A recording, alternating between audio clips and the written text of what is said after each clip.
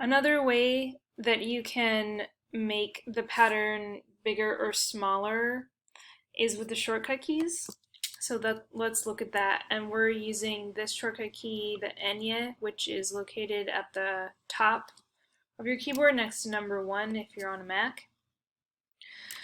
So the first thing we need to do is select what we want to change the pattern of. And then I'm gonna get the scale tool. So I need to be in the scale tool for this to work.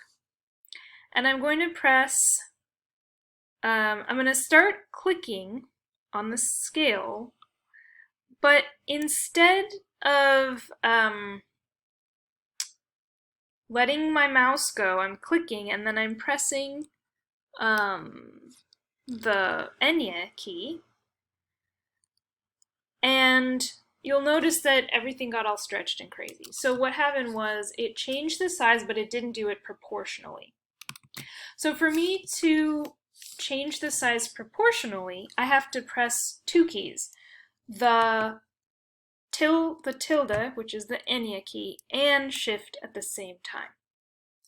So remember, I'm still in the scale tool, and I'm clicking on the pattern, the object. If I just start pressing everything at the same time, it just made it bigger, but it did it proportionally. It also changes to the pen tool.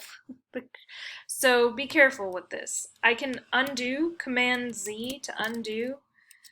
I'm going to go back to the scale tool, S for scale tool, and let's try again. I'm just going to start clicking, and I'm going to drag it so it's going smaller. I did not let go of my finger. I'm pressing Shift and I'm pressing the tilde key, and it made everything get smaller. So if you like shortcut keys, this is another option instead of going in here and double clicking and doing the scale inside of